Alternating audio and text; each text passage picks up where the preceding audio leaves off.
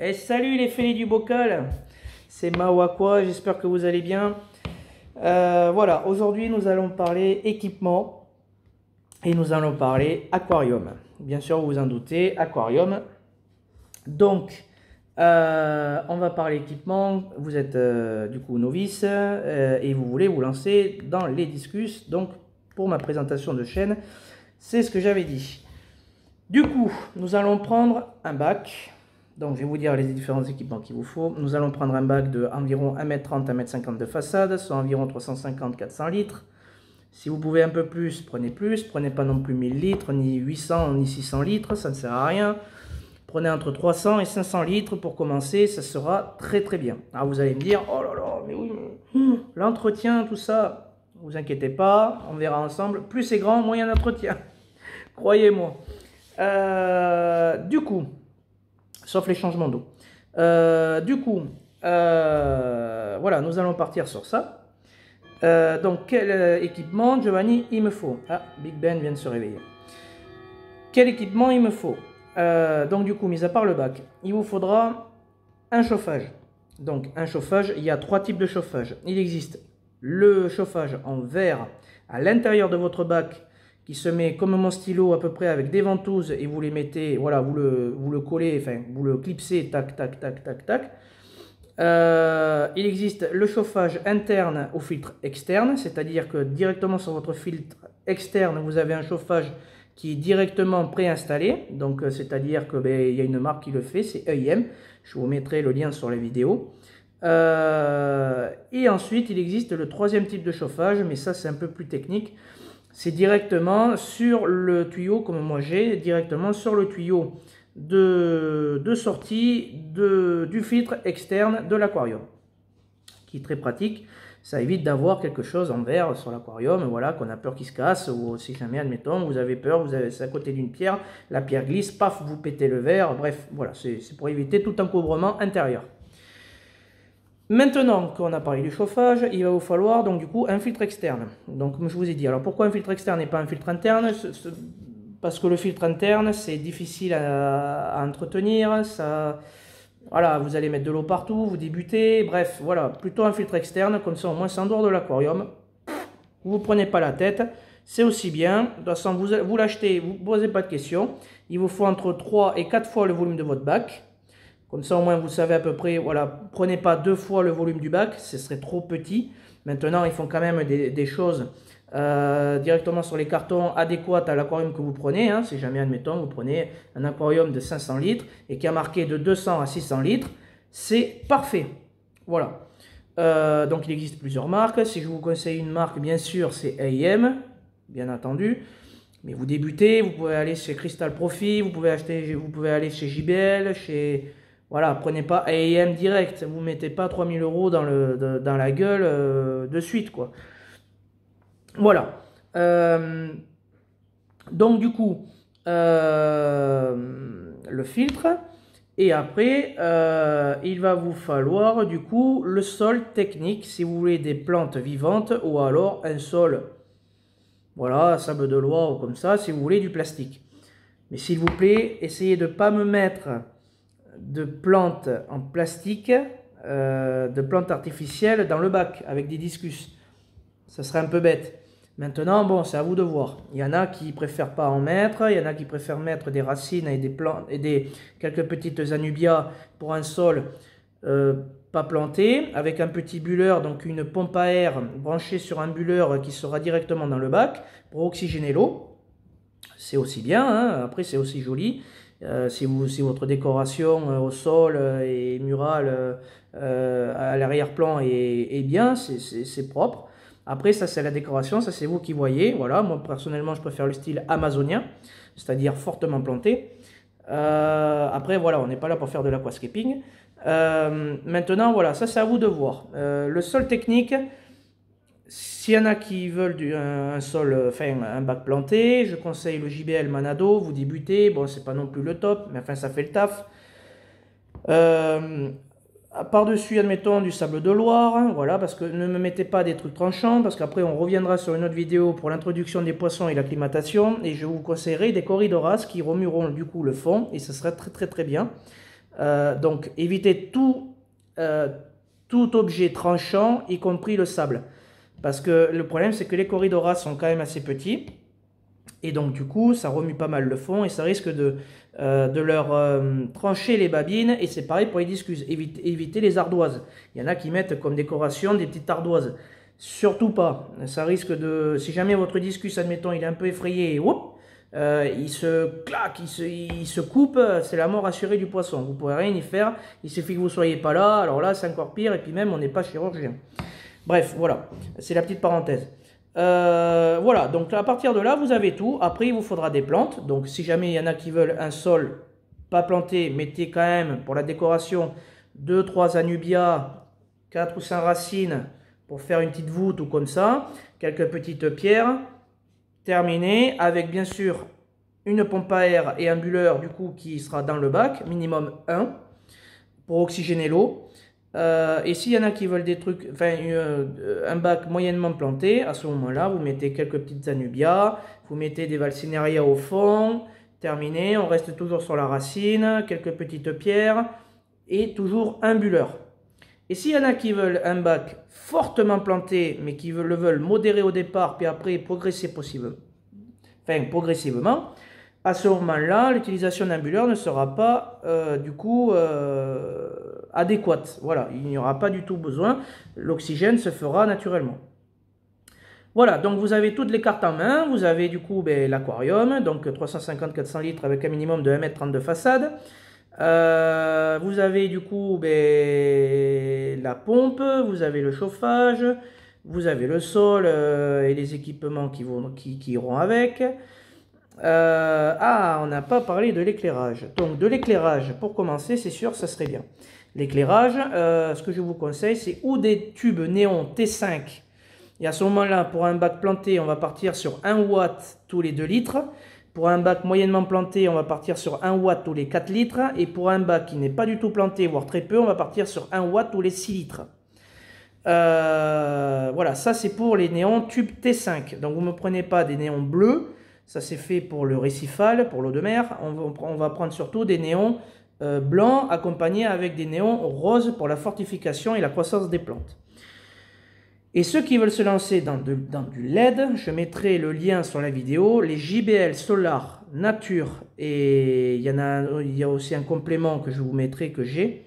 C'est le top du top. Vous pouvez, comme je disais sur la présentation, vous pouvez ajuster l'éclairage, les couleurs.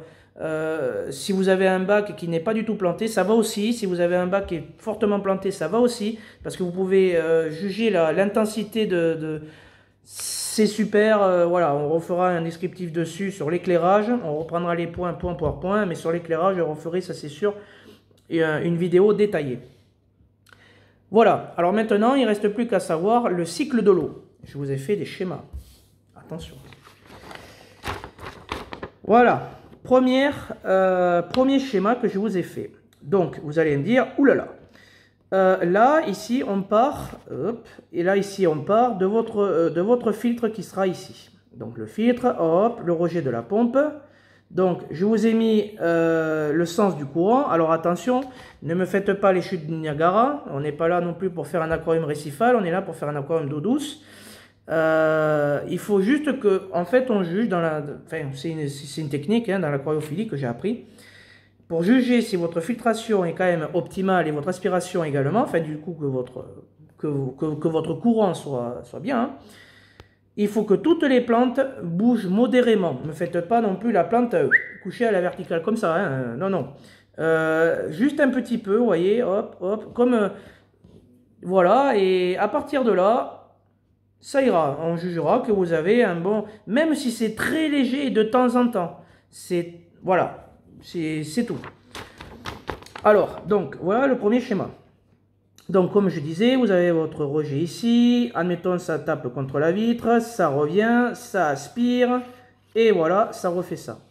Donc, bien sûr, vous avez votre chauffage toujours à l'opposé de la crépine, donc du coup de l'aspiration. Ne me mettez pas le chauffage à côté, ça chauffera beaucoup trop. Vous me mettez le chauffage à l'opposé, alors que ça soit, admettons, sur les vitres, à l'arrière-plan, ici, là ou là, ça va très bien, mais ne me le mettez pas juste à côté, quoi. Voilà. Bien sûr, après l'eau, bon, mais il faudrait que votre rejet du filtre, que ce soit une canne percée ou alors un simple tuyau, on refera une vidéo dessus pour le rejet du filtre et l'aspiration, et on fera une vidéo sur le filtre. Ça, c'est à vous de voir. Ça dépend. Si vous voulez avoir des plantes quand même assez hautes comme la Velsineria, à ce moment-là, la canne percée est déconseillée. Pourquoi? Parce que si vous voulez, ça va coucher vos plantes et les plantes vont pousser de ce sens. Vous allez quand même les faire tailler beaucoup de fois dans le mois. Surtout si vous avez un système CO2, c'est pareil, on en reviendra plus tard. Moi, ce que je vous conseille pour les bacs fortement plantés, c'est style une lily pipe, c'est-à-dire un petit rejet, ou alors vous mettez carrément le tuyau, hein, c'est-à-dire que vous avez le tuyau, vous avez un coude, et sur le coude, il vient se brancher la canne percée. Vous enlevez la canne percée, vous laissez le coude directement à l'équerre de votre arrière-plan, de votre vitre arrière-plan, et vous allez voir, le courant se fera comme une petite tornade, et ça se fera super bien. Voilà, il n'y a pas besoin Après, il ne faut pas que ça fasse un film gras. Si ça vous fait un film gras, c'est-à-dire que le brassage n'est pas assez important. À ce moment-là, hop, je le tourne. Voilà. À ce moment-là, si ça fait ça, essayez. Après, ça dépend les bacs, bien sûr. Moi, c'est celui-là que je conseille au départ. L'autre, c'est plutôt pour les gros bacs.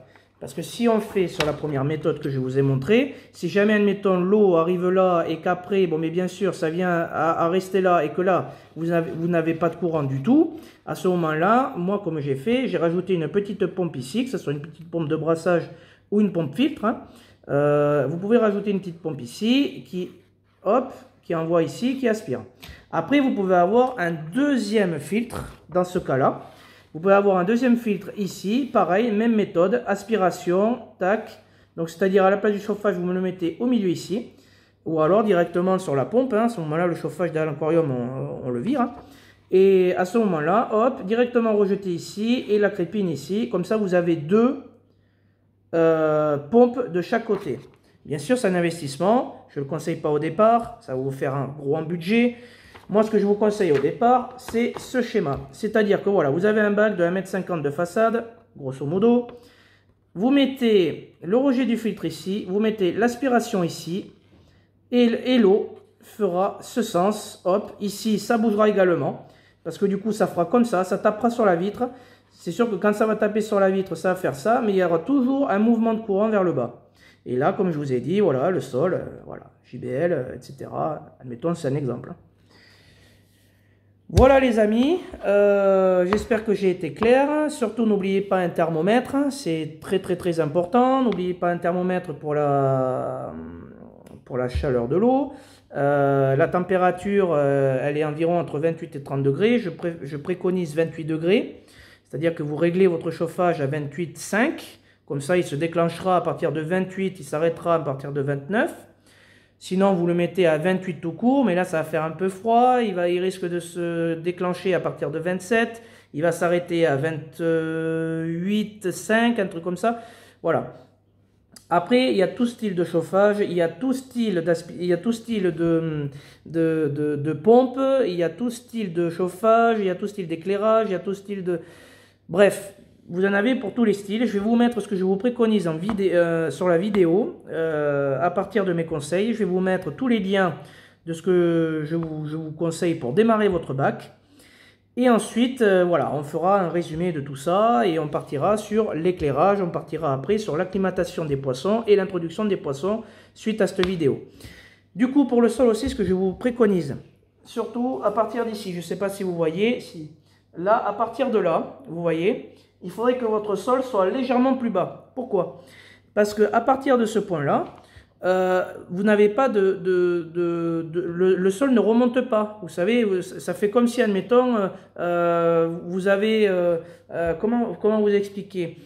Voilà, si jamais, admettons, le gravier arrive jusqu'ici, là, au niveau de la vitre, ça va faire un petit peu dégueulasse, quoi.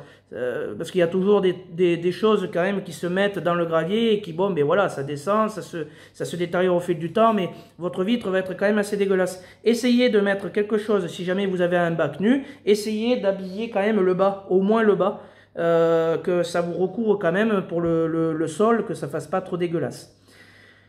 Voilà, j'espère que j'ai été clair. écoutez, si vous avez des questions ou autres, vous me le dites. En tout cas, vous avez toutes les clés en main pour commencer votre bac à Discus sur un bac communautaire. Si vous voulez faire de la reproduction à ce moment-là, je vais faire une petite parenthèse courte. Vous prenez un 200 litres, bac nu.